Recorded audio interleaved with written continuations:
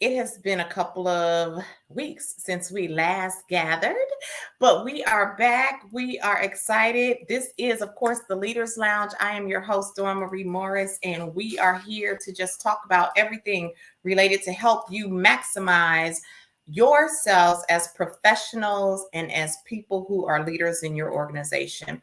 So this is your kind of soft space to gain all kinds of knowledge related to leadership and professional development training. And I am super excited about the show that we are kicking off today because I have an amazing guest. She is a Howard graduate. So she's an alum, which I'm super excited about, a great person. And we are going to have a phenomenal conversation about her and organizational development and leadership and all of these kinds of great things. Before we get started, you will notice that I am wearing the School Days I'm Better t-shirt. Our merch is available right now for the School Days program, which is kicking off in September. September 25th is our first program.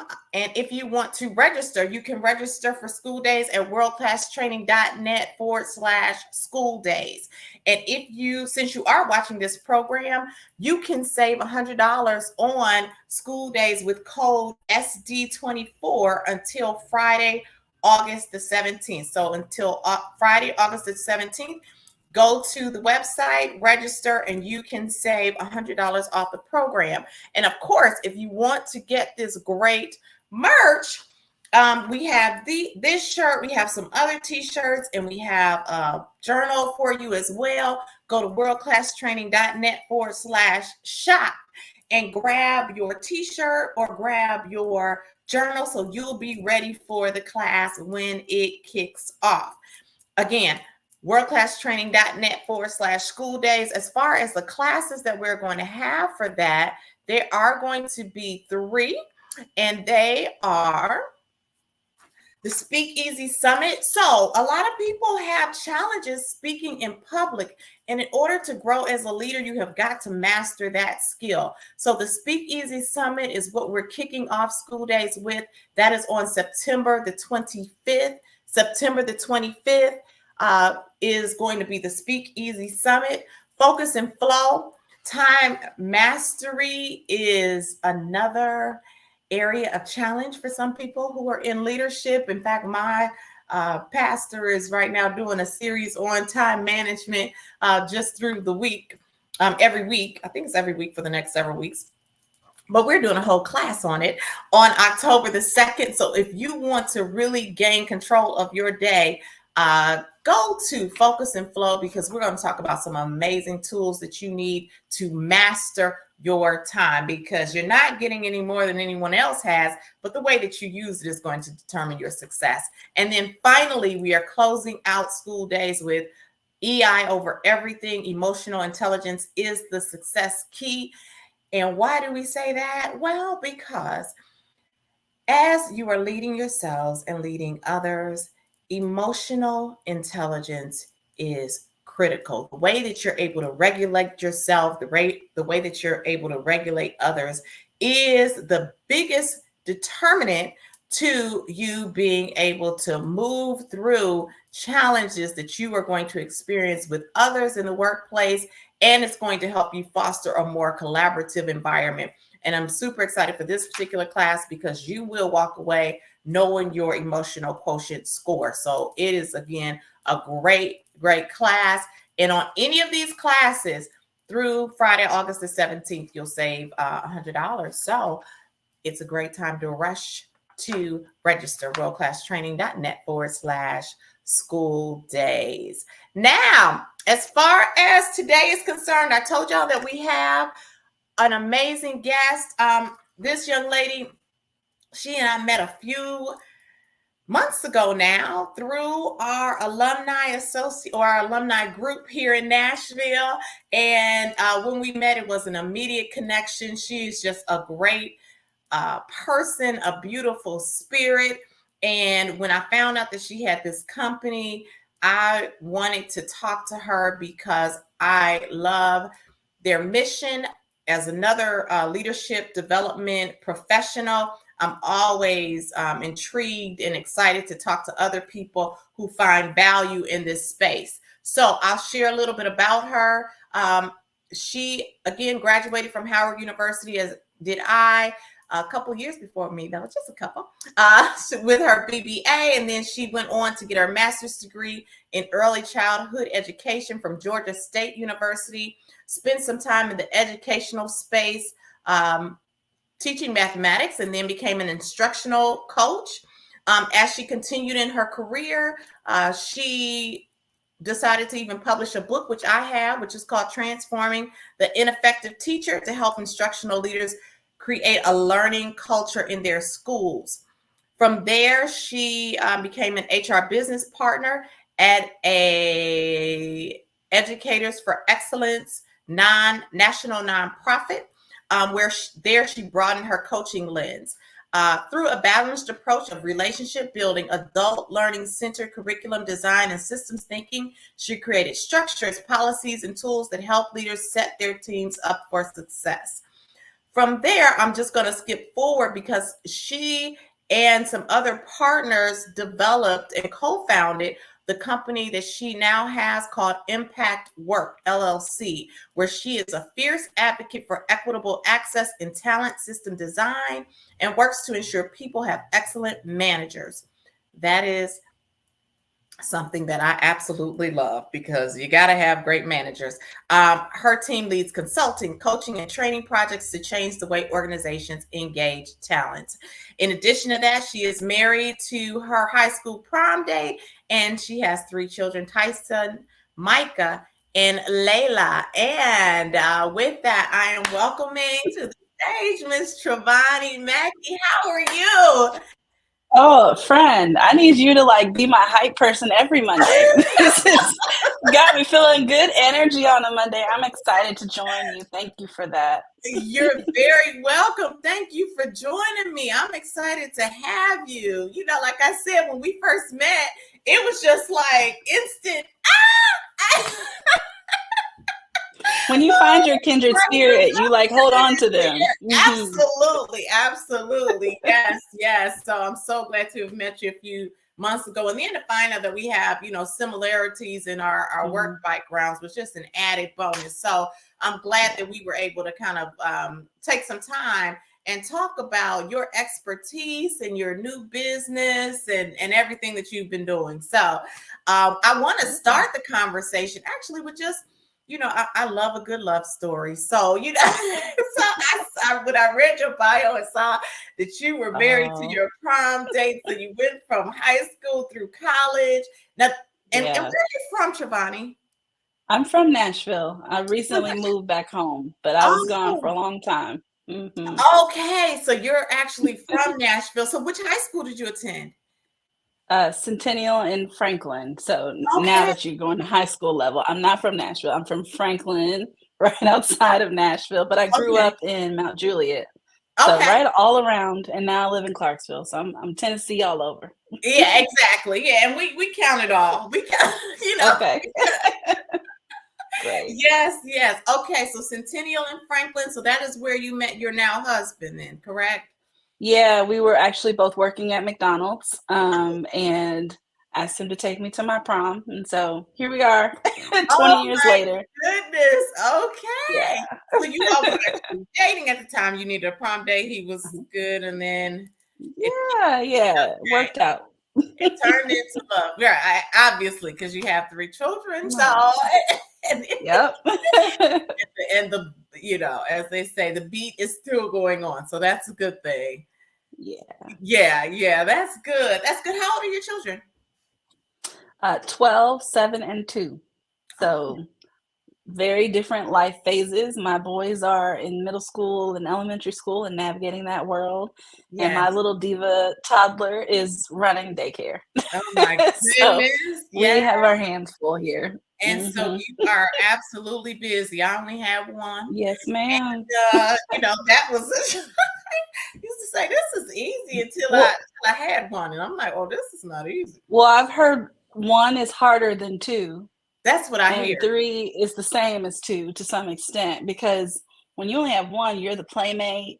You're the Yes. only person they want to talk to. Yes. So now that my boys are older, they do go play on their own in their room and forget Okay. about me. And Okay. so I think you probably had it harder because you only had one. I probably did. And I think I worked harder than I needed to, because I poured, and I was married part of the time. We're not here to talk about our relationships, but I was married actually most of the time outside of 3 years. But yeah, so we poured everything into that one. Where I think once you do have another one, yeah, you kind of, you lay they got to learn some patience. Exactly. That's right. And Mommy can't do it right now. You got to That's wait. right. Exactly. Yeah. We exhale. Yes. So let's get into your career. So you started in the educational realm, right? Now, were you ever in the classroom? Yeah, I was a classroom teacher. I actually went to school for business Okay. and did some like Wall Street internships and did not find my passion there. I was regularly reminded that I was like, I don't know if I care enough about the work these organizations are doing. I'm sure it's good and important, but Right. my heart's not here. And so I found myself really paying attention to my little sister's school. I was a big sister, big brother, big sister, and spending a lot of time with her and saying, I wonder if I could make a difference in the classroom. Okay. So I joined Teach for America at the time, was recruiting people to go into high need zip codes and care for the babies. And I was like, this is my thing. I was a campus a campus recruiter. I was like trying to get people to come and apply to Teach for America because I really deeply believe in the mission. Right. When I think about the connection to my personal upbringing, my mom was really intentional about moving us to neighborhoods where the schools were better. And I remember, as a teenager having a conversation with her, I was like, why are we picking this neighborhood? It feels pricey. And she said, well, the school is better than that one. And this zip code actually very much matters. And so I found myself being very frustrated that that's how school worked. And so wanting to just like go to a school where I knew I could make a difference and I loved teaching very much until my baby came along and I was like, wait, I need to learn how to be a mom. Right. And that was hard because I was in my classroom 6 a.m., 6 p.m., right? Like whatever these babies need. And so wanting to find that balance caused me to consider finding a new role in education. So that's how that shifted. I ended up being a coach, which felt like a really good balance of my business background and my teaching background, where I'm thinking more about, well, where's the team culture? How do we create an environment where people feel comfortable learning as the adults in the room? And I love that work. I did that work for a long time. Okay, got it. So as a coach in the classroom, is that where kind of the impetus came for you to write your book? Or was that okay? Yeah, I found that there were lots of coaches working towards helping teachers, but we didn't quite have a common vision on what it meant to grow a teacher or to support a teacher's growth, right? They're growing themselves. Right. And that was frustrating, where I can walk out of the classroom with another coach and we have two very different perceptions of whether or not that teacher is moving on the trajectory. So that led me to create some rubrics and like get in the room with other coaches and think through, well, what does a successful teacher look like? Because it's not my job to teach the kids. My job is to make sure this teacher is set up for success. Yes. I think if you don't do that, you end up going around the teacher and let me pull a small group for these kids, right? Because I know I can get to the data. And so it felt like there was not a ton of research available on what it means to move a teacher from one level of competency to the next. And what's the coach's role in supporting that. And so that's the book, really thinking about if schools are trying to take teachers who are passionate and really want to do the work, but they're just doing the work ineffectively. How do you set them up for success? And I actually, so I read the book. I used the book, Transforming the Ineffective Teacher. Yeah, I mean, the rubric I find amazing. I just the last time I did it was a few months ago, actually. I used it for a school right here in Nashville, and I found it to be very useful, very effective. That's awesome. I will say this, and you tell me if you've gotten any. When I first showed the book, the principal was like, hide that type, because they would get upset because if the teachers see this, they'll think, oh, I'm not adequate. Have you gotten a reaction like that? Yeah, I think it's a little bit intentional. I think there are lots of places where we aren't honest with people about their ability to create impact, and you get nowhere that way. And so, while I can imagine it's triggering for a teacher to see that, I think the places where I've seen teachers reflect on, not is my identity wrong, right? Like, yes, I'm a good teacher, I care, but am I actually reaching the kids that are in front of me? Right. And am I doing that effectively? That's really what the title is about. And so I had a principal early on say something to me that was triggering to me in the same way, where she said, if the children are not learning, the teachers aren't teaching. And I was like, excuse me, teaching my butt off. And she was like, no, if the children aren't learning, then you aren't teaching. Right. Like, that is the whole point. And so totally understand that reaction, empathize with the way schools and teachers and those who support teachers are pressured and judged for getting it wrong all the time. That's not the intent behind the title. Right. It's more so to say, hey, if we start to be honest with people about their ability to reach a goal, then they're more likely to reach the goal. Exactly. And sometimes it takes a hard look in our faces to see, no. Yeah. Try as you might, have good intentions as you may, the results are not there, and there is a reason for that. And so, having that hard look, like I was telling somebody, I was at dinner yesterday, and I was saying, you know what, I started doing some more ab work, because I looked at a picture. I was like, oh, my stomach. But when I had to sit back and look, well, Dawn, your stomach is looking like that because you're sitting in the bed eating chips at night. There is a reason. It didn't just come out of anywhere. Out of nowhere, I should say. So yes, we do have to take a hard look at ourselves sometime and say, you know what? Yeah, I may have good intentions, but my actions or my behaviors are not in alignment with that, and so I'm not effective. So I think that elevates two things for me. One, the leader's role in ensuring an environment where people feel comfortable saying that, right? Like, sometimes we might feel that, but it doesn't mean it's safe to say, I don't quite know how to do this. Like, I wish somebody could show me. Like, that is not always safe. And so that's one. And then two, I talk to veteran teachers all the time who felt like I should just be an expert. Like, I shouldn't need help. I shouldn't be struggling. And what I would frame it around is, this is not about you and your depth of competency and expertise. You have a different group of kids in front of you than you've ever had. And they might need something different than you've ever done. So it's more so about, let me reflect on what my audience needs and figure out how to build my toolkit. And so I think that allowed people to bring their temperature down a little bit. We go about judging people all the time. That's not the point of this. No. I'm here to help people make the impact that they're trying to make. Yes. And the first step of that is getting real about whether or not we're actually already making it. Yes. To thine own self be true. To thine own self be true. And at the point where we think that we are beyond learning, then we're beyond serving, because we're always learning. Yes. I mean, so we have to stay in that space.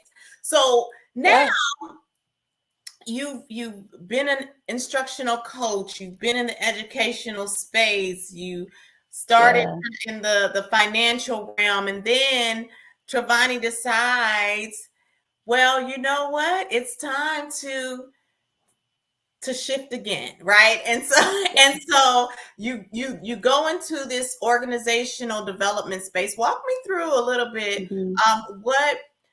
What kind of shifted in your mind to take you from educational coaching and consulting into now the organizational development space? Yeah, that's a great question. My segue was unplanned. I loved my job. I would have done that job for a long time. Right. I think the only place where I felt frustration is when I observed some things that appeared to be systemic that Okay. nobody was solving. It was Okay. like my teachers are working very hard.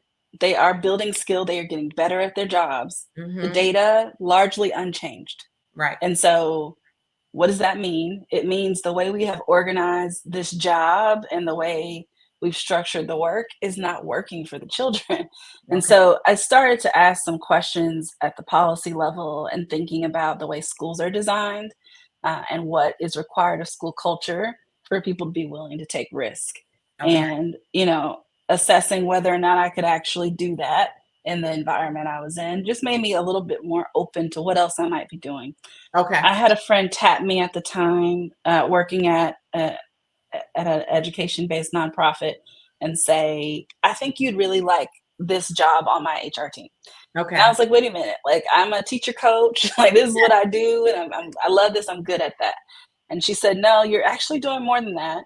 You're doing, adult curriculum, and you are focused on organizational culture, because everybody can do a PD, but there's something you're doing to build relationships, to build some structures and frameworks where people come into the PD ready to learn, not feeling judged, ready to try something new. There's something else you're doing. Right. And I think that could apply to this organization."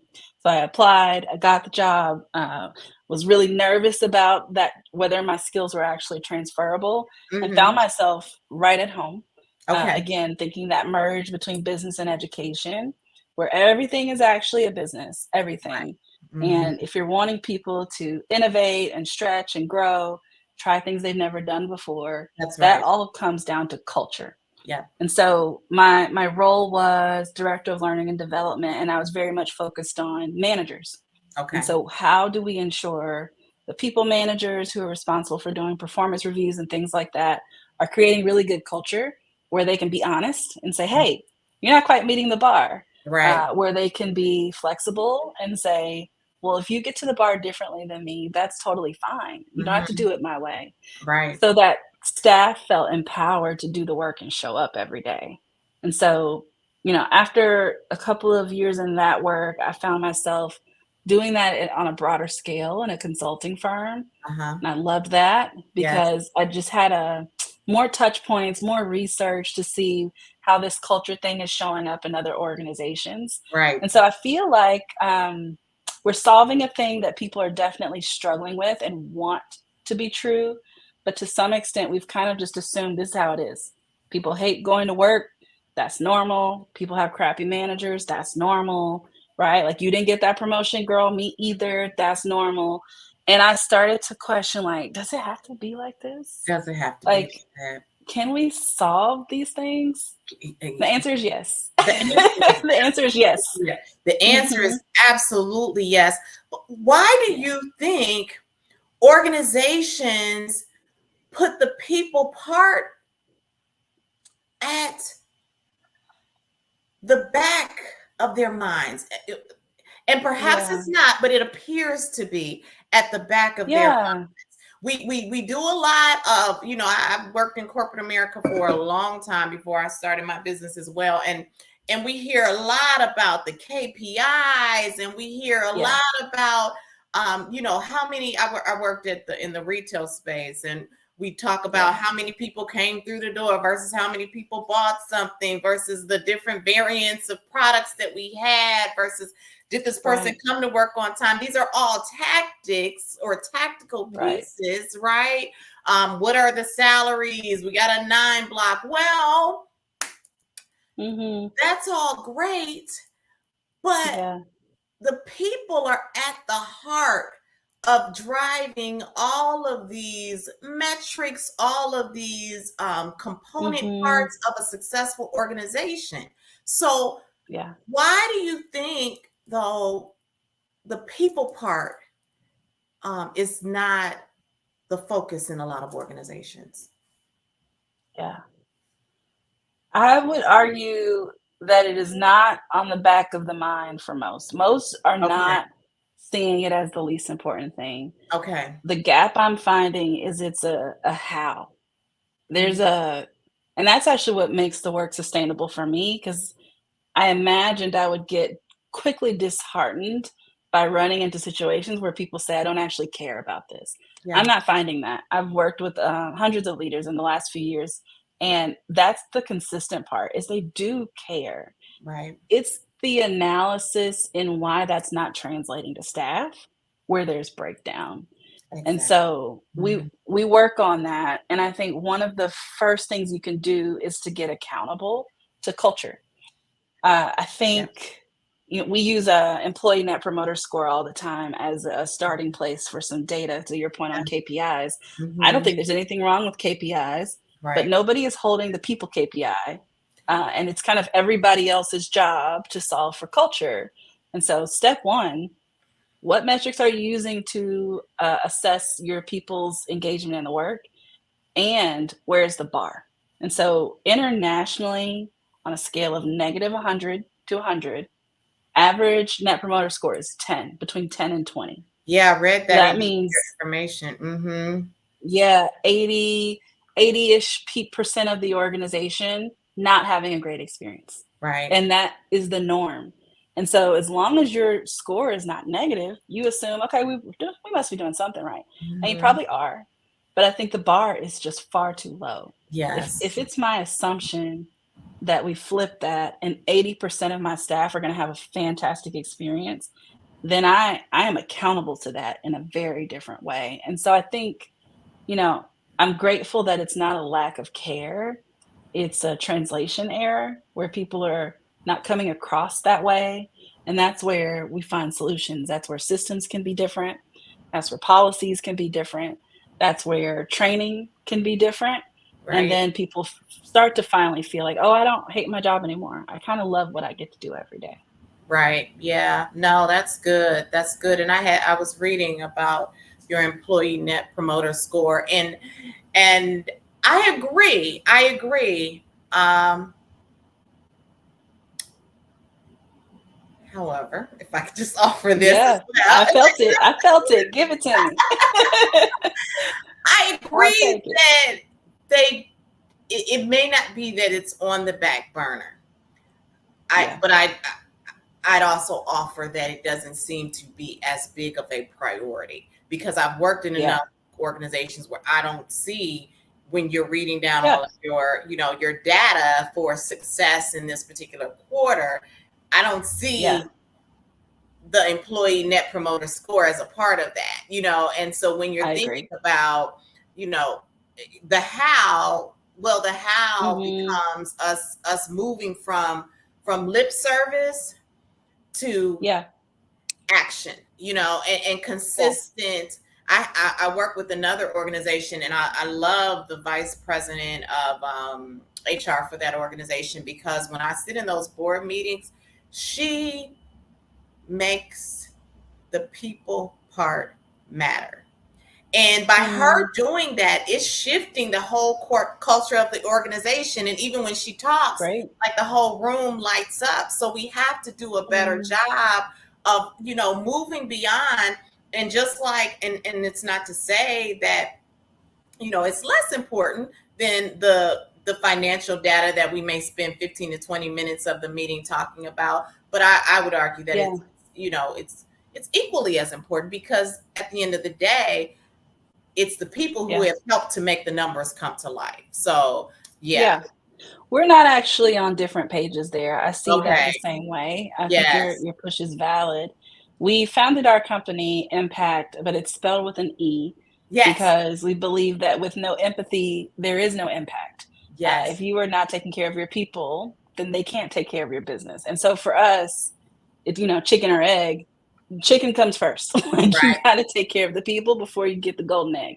And so Yes. I think it's important to analyze where are we not coming across that way? Where Right. are people actually assuming we care more about the money Right. than their experience? And so Yes. I think there's a few places where I see that happen when you get into financial constraints. it's very easy to go into tactics and strategy to make money and not question whether or not your team is loving their job.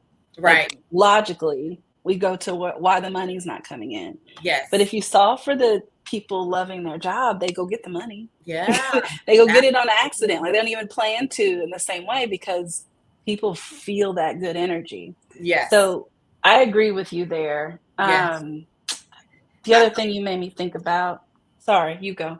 No. I got excited. You were saying that, talking about your company, I looked up the name and I wanted to even kind of transition and share a little more. This may even bring up what you were thinking about, because I did love the diagram that you had or your team had developed. Her company is Impact. Is it Impact LLC? I want to make sure I get Impact it right. Work. Impact.work. Impact.work LLC. And it's a combination of empathy and impact is how they developed the name from what I read. And you all created this beautiful diagram that kind of really brings to life, which I'm going to show and then allow you to share a little bit with everyone. I think that's a great segue. That's where I was going. Absolutely. Okay. Yeah. So there's this 3-layer focus that I'm going to let Travonnie kind of talk to about, how looking at the people part ends up really coming to life through this model that you all have developed so beautifully. And let me take that brand off. So yeah. Could you share? Thank you. You're welcome. Yeah. So I think your point around the people being the center of the business is what the center of this model is talking about. Impact is defined as people feeling cared for, successful, and developed. And did a lot of research to figure out, is there something else you need to feel to love your job? And it really boils down to these 3 things. And of course, we have some like sub-assessments of that. But if people feel cared for, they know my manager's got my back. The organization is looking out for me. I matter. I'm not just a cog. And I can bring myself to work here, right? If people feel successful, they walk away going, "Ooh, I did a good job today," right? Like I reached my stakeholders. I left the impact I came here to make. I know what I'm doing. So I'm not questioning myself all the time. Right. And if people feel developed, they feel like I can make mistakes. I can learn new skills. I can pick up new things I didn't know how to do here. And if they feel all of those things, they are very likely to be engaged. Right. What we're finding is those are where the disconnects happen. And a lot of it has to do with people management. And so, many of our organizations are grappling with what it means to be accountable to staff data for the first time, right? Like for staff to say, I'm not having a good experience, and a manager to say, that's my fault. That's my job. Right. That's new. I think people are very focused on their tactics and their strategy for their department, but there's not a ton of conversation about like, hey, turnover on your team is bad. Right. Hey, like productivity on your team is lacking, but it's because people aren't having a good experience. Yeah. And so just to clarify the outside of the model, we think when you do 3 things, you shift that. When you build competencies and deepen leadership skill, then you really improve people's sense of feeling like I'm developed because my manager knows what they're doing. Right. And I'm successful because they set me up for success. They set clear goals. They did a real workforce plan that says, I know how much my people should be able to get done. Those are concrete people skills. On the left side, you see orientations. A lot of organizations are working with us to translate their values into something observable that people can be accountable to. Are you responsive? Are you courage? Do you demonstrate courage? Yes. Are you a good listener? Those things inform your culture. Right. So if that culture component is not explicit, then we land on our default behaviors that maybe leave some people feeling left out, like I don't belong here. Right. And then at the top of that, the systems have to back that up. Otherwise, you have managers, in pockets doing fantastic work. Right. But you have individuals who feel left out because, well, my manager doesn't talk to me about that kind of stuff. Right. Like I've actually never talked about my career pathway with my manager. That's not the norm. Right. So we try to take a comprehensive approach here. And so it means, we'll design a new performance management system. We'll work with the client to clarify what's our value proposition. Like what do we offer that makes work great. Mm-hmm. And then we work with managers to build their skills. We do executive coaching scopes to help them reflect on how they're showing up and what Okay. they actually want to be true for their staff. Okay. And let me ask you too, how, if someone is leading an organization and they're about the business of day to day, they may not Mhm. recognize that this is a need. How do Yeah. you bring to life for them that, let's take a step back. Let's look at your organization and see how we are able, Mhm. how we may be able to help you all go from good to great. Yeah. Well, the first step is an assessment. If it matters to you that people are having a good experience, then you have to be measuring it. It's like Right. that's the one thing I took from accounting is Yep. you get what you measure. And so Exactly. step Mhm. one, are you assessing staff engagement? And Right. step two, are you doing anything with the data, right? Like, Mhm. do people know that you are on the hook for seeing that data move? And it's not that, the day-to-day stuff that you're navigating is not important, but it's more about being accountable to staff having a great experience. And I think in a lot of organizations, nobody's on the hook for that. And Yep. so it's not being solved. And we kind of just assume that everybody's going to hate their job. And this place is not that bad. Right. So when we Mhm. fix that, then we shift how we show up. Right. If someone doesn't know that they even need the assessment, we're okay. Mm. We're getting Hmm. by. Last year was cool. Yeah. How do you turn that light bulb on and say, hey, but some of your employees may not be happy, or some of your Yeah. employees are at the 10 level, and we want to Hmm. shift that around. How do you turn that light bulb on to say, let's take a look at our organization? Yeah. Yeah. I think if that's what they're talking about, they're probably already talking about their results. Okay. Are you all achieving the results you want to achieve? If the Mm-hmm. answer to that is yes, then a lot of the things I described are probably in place. Right. If the answer to that is no, the answer is not go do more tactical strategy. The Right. answer is, are our people okay? Right. If our people are okay, then they drive the business. I work with some leaders to think about sitting at the right altitude.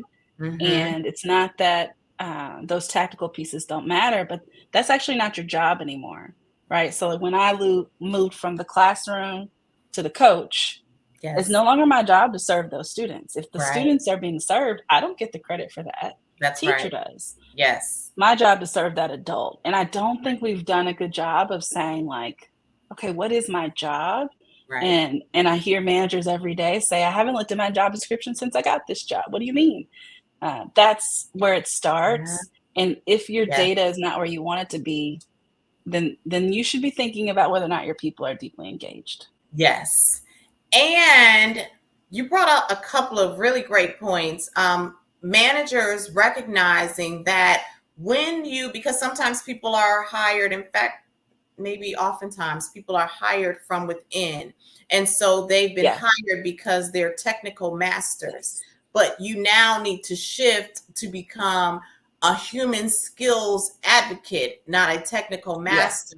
And Yeah. understanding that, like I told my daughter-in-law, we were at an event and I said, they got married in February. And I said, February 4th was not just another event. That was a status change. So some things are different. Mm. You should expect that some things that you do are Yeah. different when your status Yeah. changes. And the same thing applies to when people go from being an individual contributor to now a leader of people. That's not just Yeah. another day. That's a status change. And with that comes different behaviors that are going to be necessary Yeah. for success. And those behaviors focus more on Brilliant. how you are leading the people versus how you are, able to stack these sheets of paper as an example. Yeah. I talk about that all the time. So I love that you went there. I think we don't always assess for that though, right? I've Yes. sat on a ton of hiring searches where we're hiring a people manager and we've actually not assessed their ability to set expectations, to foster healthy conflict, to get people energized around a goal. Yes. Those are things we expect managers to do every day, but we're not assessing those competencies in hiring.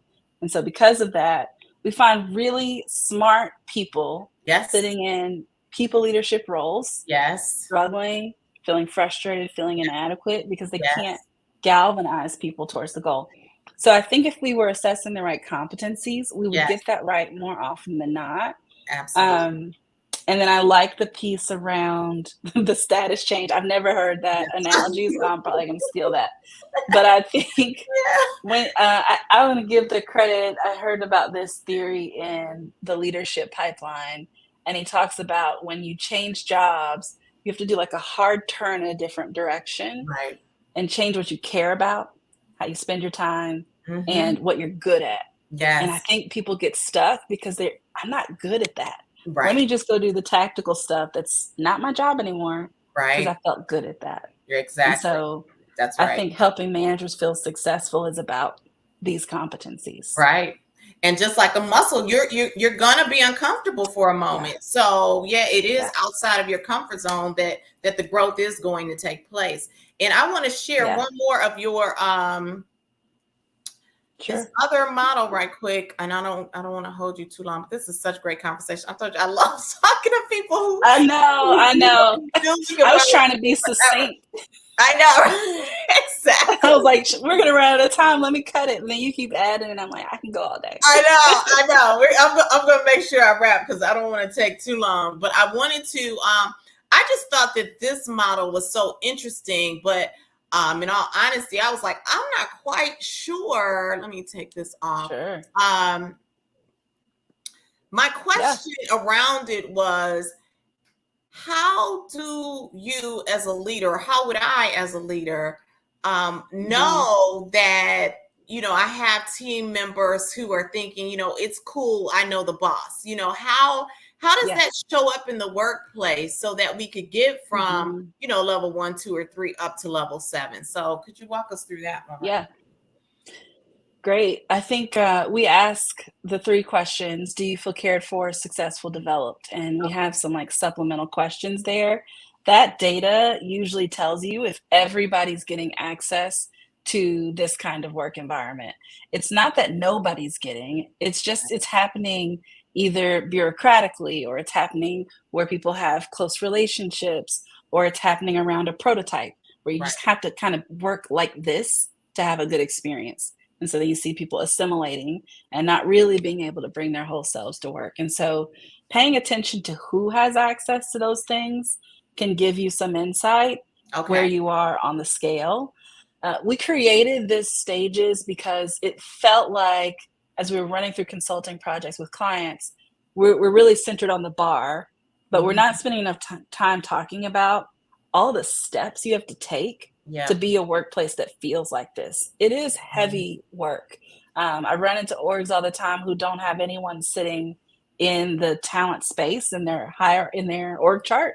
Like, who's your chief people officer? Who's your head of talent? Oh, we don't really have that function. And while I get it, this stuff is really hard if nobody's owning it. Absolutely. We talk about the jump around stage 4 a lot, where advocacy has gotten a really popular name. And in our opinion, advocacy is actually not the goal. If your managers are advocating for their staff to do certain things, my staff member deserves a promotion, my staff member needs a bonus, needs a raise, then we actually don't have a system with any clear standards. And our advocacy is only going to respond to the people who we deem compelling through our biases. And so let's actually just lay out the criteria where we don't need advocacy. And it doesn't matter who your manager is. You have access to the career paths that are available in this organization. Right. That's true. The progression is important because I don't want to dismiss the fact that it takes some layers of peeling back how we've always done things to create an impact organization, but it's possible. Yep, that's very true. That's true. That's good. I love that. Because I'm sorry. I love that you pulled that up. That was exciting. Yes. I was doing a little research, I was like, let me. I see you.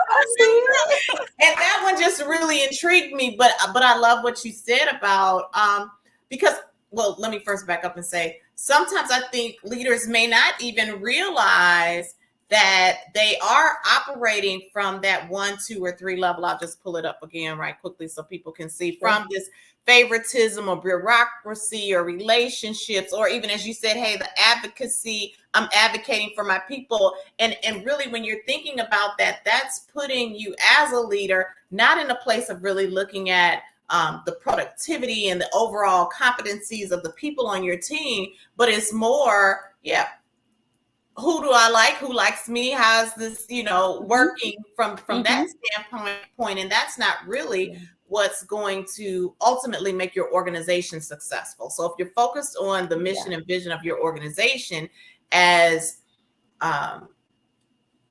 your North Star, as they would say, then you're going to get into these level 5, 6s, and 7s. What are the standards of this role of the organization? How are we growing?